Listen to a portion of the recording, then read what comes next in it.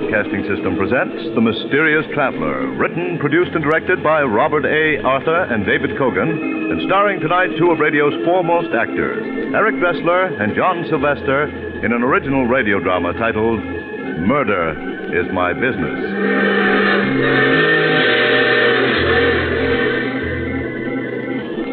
This is The Mysterious Traveler, inviting you to join me on another journey into the realm of the strange and the terrifying. I hope you will enjoy the trip, and it will thrill you a little and chill you a little. So settle back, get a good grip on your nerves, and be comfortable, if you can. Our story tonight begins in a huge white mansion overlooking the Hudson River, some 50 miles above New York City. In a large, comfortable room, David Phillips, a slender, nervous man in his early 30s, is seated at a desk, typing.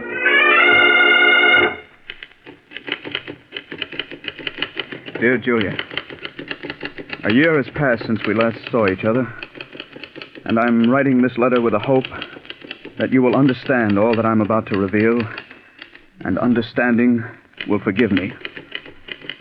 I'm a writer, darling, and yet I find it difficult to put into words the horrible events of the past year. As they flash through my mind, I can feel the quickening of my pulse, and the hatred within me surges up as overwhelmingly as...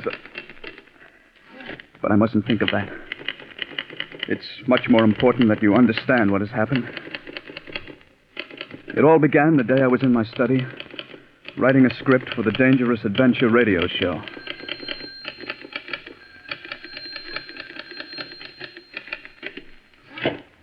Darling, it's for you. Who is it? It's Basil King. Basil King? Dave, wait a minute. I want to talk to you. But, honey, Basil King, I can't keep him waiting. Yes, you can. Well, we'll talk fast. King's looking for a writer for his radio show, isn't he? Yeah, Sig Rodman just quit. Quit? You mean he had a nervous breakdown? And so has every other writer who's ever worked for Basil King. Dave, I don't want you to write for him. But, Julie, his show pays $600 a week. We could pay off all our debts with that kind of dough. Darling, be sensible. No amount of money is worth the punishment you'll have to take from him. Now, look, we'll talk about this later. He's on the phone. Tell him no. Shh, he'll hear you. Hello? Mr. Phillips, this is Basil King speaking. Oh, yes, Mr. King. Several people have spoken very highly of you as a radio writer, and at the moment I'm in need of one for my show, Brad Barker, Private Eye. Would you care to discuss the matter? I'd like to, very much. Are you free for luncheon tomorrow? Yes, I am. Shall we say 1 o'clock at the Algonquin? All right, Mr. King. Just ask for my table. Good day, Mr. Phillips. Good day. Now, honey, don't look at me that way. Dave, I just don't understand you. It doesn't make sense wanting to write for him. Everyone who's ever worked for Basil King detests him. He's the most hated man in radio. Be reasonable, Julie. $600 a week is a lot of dough. If I can't get along with King, I'll quit. Now, what more can you ask? Next day, as the head waiter led me through the crowded dining room, I could see Basil King seated at a table in a far corner of the room. King was a tall, slender, gray-haired man in his late 40s. He had a cold, impassive face, and his movements were stiff and precise. It suddenly occurred to me that he bore an amazing resemblance to Clifton Webb, the Hollywood star. As I reached King's table, he stood up. How do you do, Mr. Phillips? I'm Basil King. Have a seat, won't you? Thank you. I suggest we talk first and order luncheon later. All right, Mr. King. Now, Mr. Phillips, to begin with, I'm a man who believes in frankness. I dare say this frankness of mine has led to my making a large number of enemies and has given me the reputation of being an extremely difficult person to get along with. No doubt you've heard quite a few stories about me. Yes, I have. Believe me, they're highly exaggerated. Great talents, such as myself, have always been misunderstood. The petty minds in this world, not understanding men of genius, are forever seeking to destroy us. I see. I wonder if you do, Mr. Phillips. I wonder if you do. I ask very little of my writers, merely a modicum of intelligence and the ability to accept constructive criticism. That sounds reasonable enough. Yes, one would think so, and yet I haven't been able to find a writer who understands me. I'm sure you will sooner or later. Perhaps, but to date it's been very discouraging. However, we mustn't dwell on the past. Now, Mr. Phillips, you come highly recommended, and I trust that ours shall be a happy and profitable relationship. I hope so. By the way, you aren't troubled by ulcers, are you? Why, no. Good. For some unfathomable reason, all the writers I've had in the past seem to have been afflicted with ulcers. I can't stand people who are always taking pills and subsisting on bland diets. Tell me, are you familiar with my show, Brad Barker, Private Eye? Oh, yes, I've heard it quite often. Good. Then you're undoubtedly aware that there are two things I insist upon in my shows. Clever plots and gimmicks that work. Bear that in mind, Mr. Phillips. Clever plots and gimmicks that work. I understand. It's on those two rules that I have single-handedly built the most popular detective show on the air. You've only to look at the Hooper rating of Brad Barker, Private Eye, to substantiate what I'm saying. Yes, I know you've got a terrific rating. 18.6. Needless to add, my sponsor, the Zestful Chewing Gum Company, has increased its sales tremendously. Now, Mr. Phillips, I'm prepared to pay $600 a week for the writing of Brad Barker. Is that satisfactory? Yes, that sounds fair enough. When may I expect your first script? Well, let's see. Today is Wednesday. What about Monday morning? That's satisfactory. Monday morning it is. Now, shall we order luncheon? An hour later, Basil King and I separated in front of the Algonquin. I went home and started work on the script, determined to turn out a show that would make King sit up and take notice. After 4 days and nights of intensive writing, I completed the script. Monday morning, I went downtown to Basil King's luxurious office and turned the script over to him. As I sat by his desk, watching him read it, it was hard to tell what he thought of it. His face was cold and impassive as he turned page after page. At last, he finished reading it and looked up. It won't do, Mr. Phillips. It won't do? Well, why not? First of all, you haven't caught the spirit of Brad Barker in your dialogue. But more important, the plot is weak, and your murder gimmick won't work. Well, I don't see why it won't. Would you mind explaining? In this script, you have the victim, what's his name? Charles Riker. Yes, you have this fellow Charles Riker, whose life has been threatened, barricade himself in a small cabin. All doors and windows are locked from the inside, and in addition, he's armed to the teeth and has a watchdog with him. That's right. 2 days after this fellow Riker has barricaded himself, Brad Barker breaks into the cabin to find him dead. Dead of poison. Yes. Your gimmick is that the murderer, unable to get at Riker, has tapped the water pipe which ran from the spring to the cabin and poisoned the water. Yes, well, what's wrong with that? My dear fellow, don't you think that when Riker drew a glass of water in the cabin, he'd have tasted the poison in the water? But I planted in the script that the poison was tasteless. Oh, you did? Well, nevertheless, it won't work. Oh, why not? It just doesn't ring true. I don't feel it. Why not? We should stop asking why not. It's obvious that I don't like your gimmick, and if I don't like it, 15 million radio listeners won't like it. If our relationship is to continue, you must learn to accept constructive criticism. After all, my dear fellow, you have merely to look at the rating of the show to realize that I am never wrong. Furthermore, I should like to point out that at no time...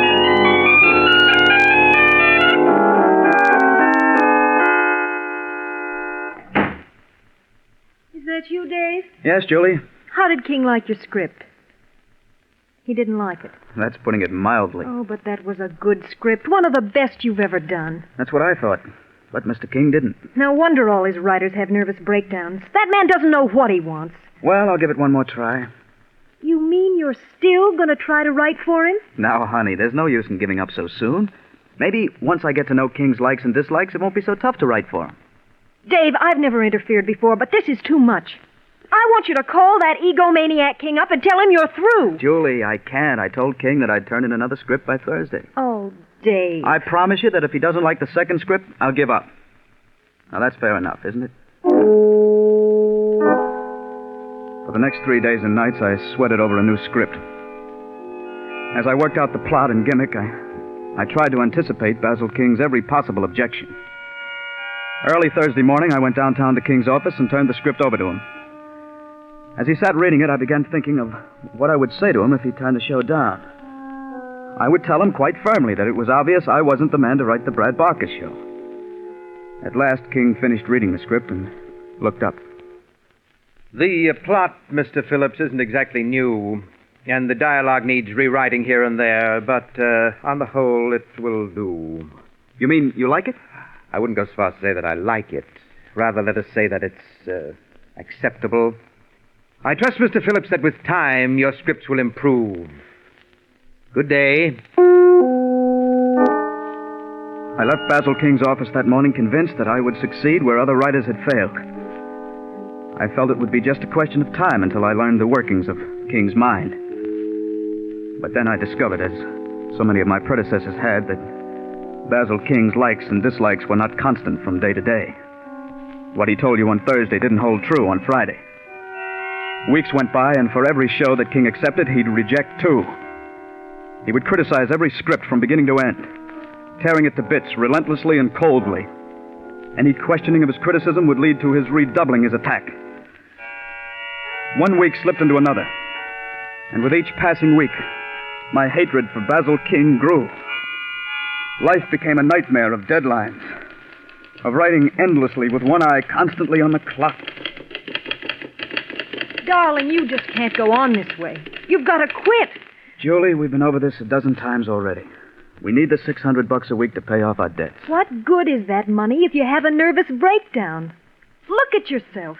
You've lost 15 pounds in these past weeks, and you're smoking 5 packs of cigarettes a day. Please, Julie, I've had all I can take today. Now, let's not talk about it anymore. You're not kidding me, Dave. The money is only part of it. It's your pride that won't let you quit. My pride? Yes. You can't stand the thought of quitting like the others did. You've got to prove that you're better than they are. That's enough. Well, it's the truth, isn't it? It's only your pig-headed pride that makes you go on when anyone with sense would quit. I said that's enough. Dave, we can't go on like this. What do you mean? I'm not going to stand around and watch you have a breakdown. You'll have to choose between Basil King and myself. Now, look, Julie, you're upset. You don't know what you're saying. I know perfectly well what I'm saying. I'm asking you to choose between Basil King and myself. Stop trying to intimidate me. I told you before I'm not quitting, and I meant it. All right, Dave. If that's the way you want it, I'm leaving. Well, go ahead. No one's stopping you. Basil King may be able to make you quit, but not me. You call it pride, okay. But I won't let a louse like him beat me. Somehow I'll get the better of him. You wait and see. Goodbye, Dave.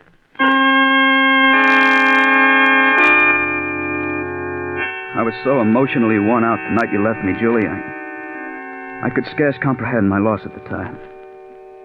There seemed to be only two people in the world. Basil King and myself.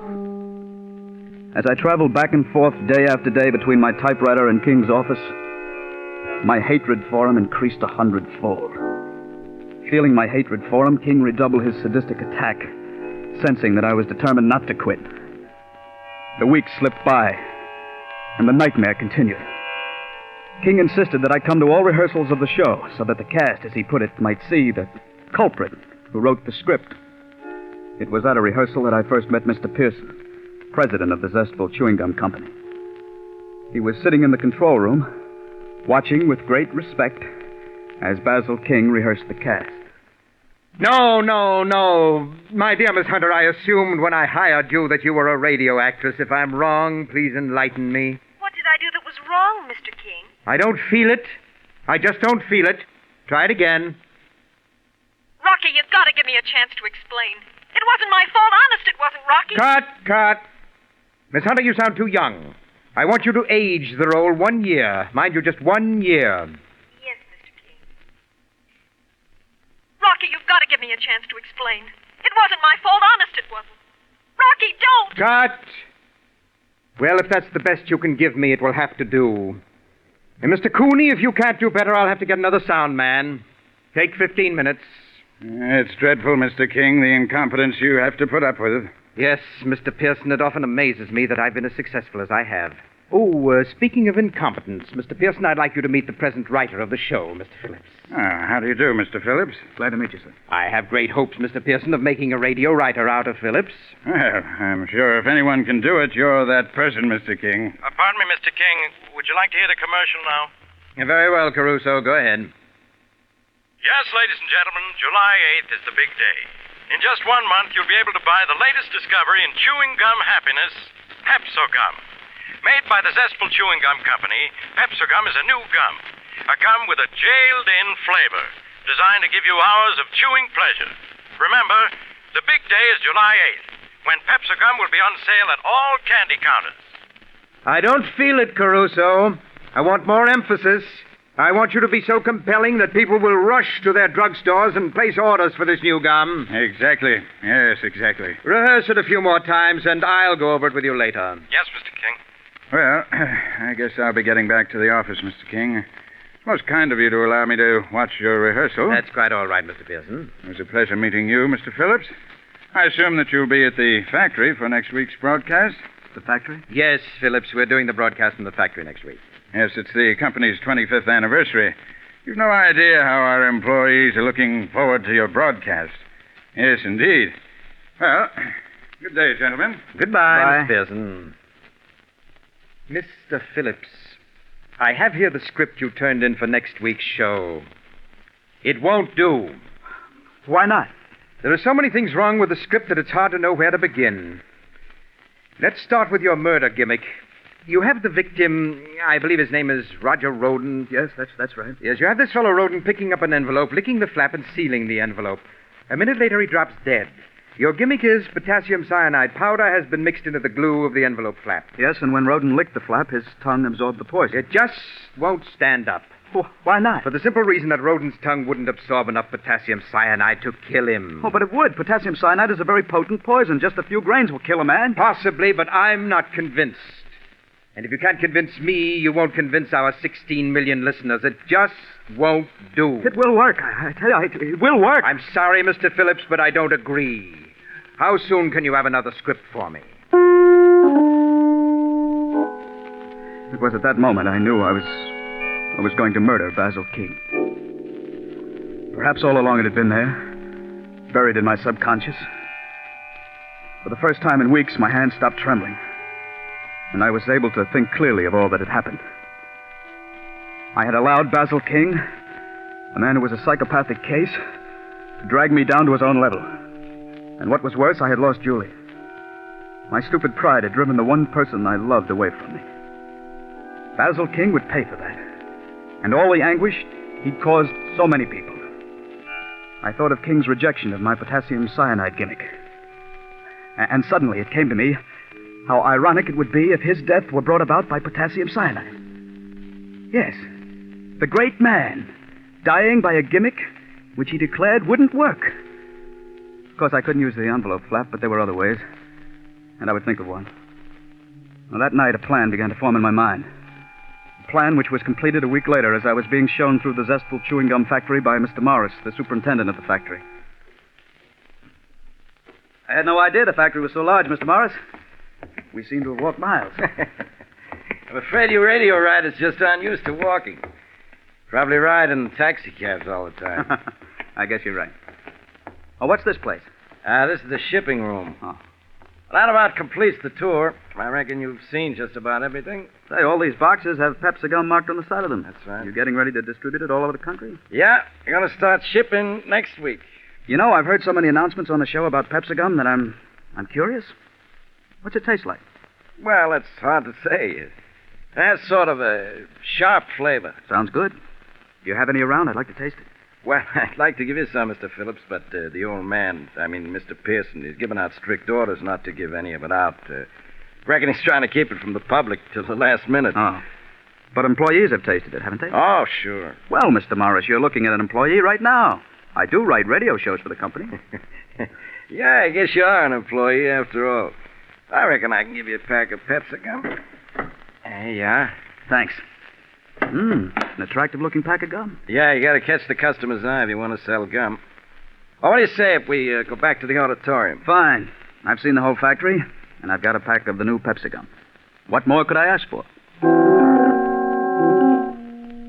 A few minutes later, I left Mr. Morris in the auditorium, where the great Basil King was rehearsing the cast for the show. I walked across the street to the inn where we were staying and went up to my room. There, I took the pack of Pepsi gum from my pocket and withdrew one of the 5 sticks of gum. I very carefully removed the wrapper, and then taking a dampened handkerchief, I wiped the candy powder off the stick of gum. It took but another minute to evenly sprinkle potassium cyanide powder over the wet stick of gum. In a very short time, the gum dried, and it was impossible to tell that the fine, powdery coating on it was a coating of death. I rewrapped the stick of gum and carefully inserted it in the center of the pack. When I arrived at the auditorium 10 minutes before airtime, the great man was relaxing in the control room. With him were Mr. Pearson and Bill, the broadcast engineer. Oh, there you are, Mr. Phillips. I was afraid you were going to miss the broadcast. Mr. Phillips may not be a good writer, but he is a punctual one, Mr. Pearson. Mr. King, you're a great one for banter. You have a ready wit. Thank you, Mr. Pearson. Look at that auditorium. Completely packed. I've never seen our employees so enthusiastic, and it's All due to you, Mr. King. I hope you'll say a few words to them after the broadcast. Well, I should be delighted to. Can you spare a minute, Mr. King? What is it? Do you remember that script I turned in a week ago with the potassium cyanide gimmick? You mean where the victim licked the envelope flap and was poisoned? Yes, I remember that deplorable script. What about it? Well, I was wondering, what if we were to switch the potassium cyanide to something else? Instead of the envelope, perhaps the cyanide might be sprinkled on a piece of candy or something like that. No. It would never work. I don't feel it. You really don't think it would, huh? Certainly not. Really, Mr. Phillips, you're showing less and less imagination from week to week. Well, I just thought I'd mention it. Hey, Mr. Phillips, that pack of gum you have, isn't that the new Pepsi gum? Yes, Mr. Pearson, that's right. But I gave strict orders that it wasn't to be given out. How did you get it? Yes, how did you get it? I found this pack in the shipping room. I hope you don't mind my having taken it. Well, no. After all, we are just one big family. You see, Mr. Pearson, I've heard so much about the new Pepsi gum that I was curious to find out what it tasted like. Well, what did you think of it? Well, I haven't tried it yet, but I guess this is as good a time as ever. Have a piece? I don't mind if I do. Thank you. What about you, Mr. King? No, thank you. You mean you aren't even curious to know what Mr. Pearson's new gum tastes like? Please, Mr. King, I'm very eager to know what you think of the flavor. I have great respect for your opinion. Very well, Mr. Pearson. Here you are, Mr. King. Thank you. I understand it has a sharp flavor, Mr. Pearson. Yes, but delightfully so. That's delicious. Well, I have a feeling that Pepsi gum is going to be a tremendous success. Go ahead, Mr. King. Put it in your mouth. I'm anxious to have your opinion. Yes. Yes. Oh, certainly has a sharp taste. Oh, not that sharp. Keep chewing it. 1 minute to airtime, Mr. King. Thank you. I watched the great man, Basil King, chewing a stick of Pepsi gum. I knew that he found the flavor a bit sharp, and if Mr. Pearson hadn't been watching him, he would have spat it out. Yes, Mr. King didn't like the flavor, but with the sponsor looking on, he had to continue chewing. I watched the minute hand sweep around the clock. In 30 seconds, we would be on the air, and according to my calculations, Mr. King would keel over 15 seconds after we were on the air. Stand by. I'll give you the go-ahead, Mr. King. Very well. Coming up. Go ahead.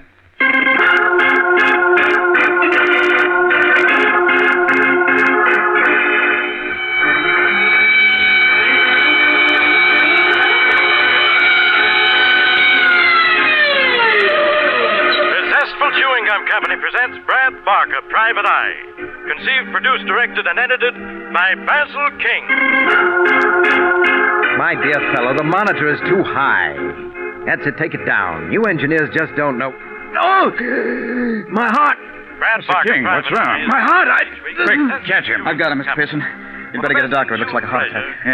Yes, I'll get one immediately. Bill, turn down the monitor. Just do the best you can. Okay, Dave. You take care of him, and I'll take care of the show. And soon there will be a fresh flavor added to the Zestful Chewing Gum King, family. can you hear me? Yes, get a doctor. Do you remember the potassium cyanide gimmick? Potassium cyanide? Yes. I just want you to know you're wrong. It does work. That's why you're dying. What? That stick of gum I gave you. It was covered with potassium cyanide powder. No, get a doctor. A doctor can't help you. You're going to die. Brad Barker, Private Eye. Poor Mr. King. Small, dingy office overlooking the harbor. On the door is a letter. You just forgot one thing. Waterfront Protective Association. Murder is my business.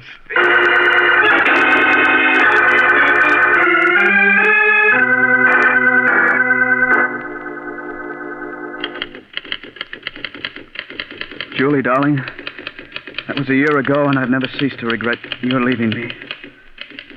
I'm writing this in the hope that you will find it in your heart to forgive me. I admit that it was my stupid pride that wouldn't allow me to acknowledge defeat at Basil King's hands. But he's gone now, Julie. And if you could only see your way clear to start all over. Hi, hello, Mr. Phillips. Remember me, John Pearson? Mr. Pearson. Yes. Do you remember Mr. Morris, my factory superintendent? Hello? We happened to be driving past and thought it'd be a nice gesture to drop in and find out how you were getting along. Please, I've got to finish this letter to my wife, Julie. I've got to finish it. Doesn't seem to be getting any better, does he, Mr. Pearson? No, he doesn't. Look at all these letters scattered around. Must be at least 100. They're all addressed to his wife. What a pity, huh? Yes, I'll never forget that day that Basil King died of a heart attack. I came back to the control room to find poor Mr. Phillips crying hysterically over the body. He never has gotten over the shock of Basil King's death. What a wonderful friendship that was.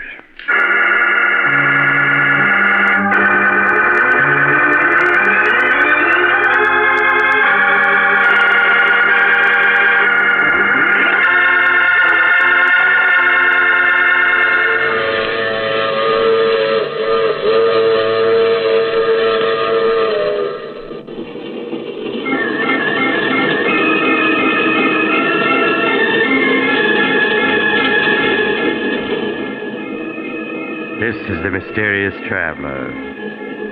Did you enjoy our little trip? It's too bad about Dave Phillips, isn't it? His mind snapped in his hour of triumph. 16 weeks of life with Basil King proved to be just too much for him, mentally. As Basil King used to say, being a radio writer calls for a weak mind. However, it does seem that Dave Phillips did get in the last word. For Basil King died of a gimmick he claimed would never work. And the police, oddly enough, never did suspect it was murder. Now, I recall another case in which a young man awoke to find himself dead, and he decided... you have to get off here. I'm sorry. I'm sure we'll meet again. I take this same train every week at this same time.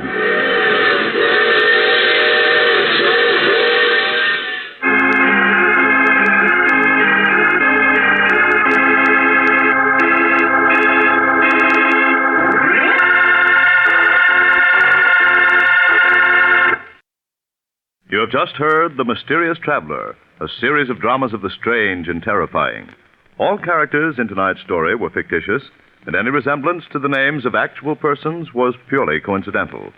In tonight's cast were Maurice Tarplin, Eric Dressler, John Sylvester, Shirley Blank, and Richard Coogan. Original music was played by Paul Taubman. Sound was by George Cooney, broadcast engineer Walter Payne. Mysterious Traveler is written, produced, and directed by Robert A. Arthur and David Cogan.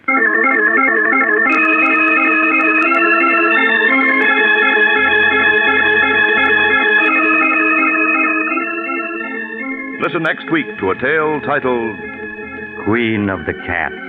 Another strange and suspenseful tale of the mysterious traveler.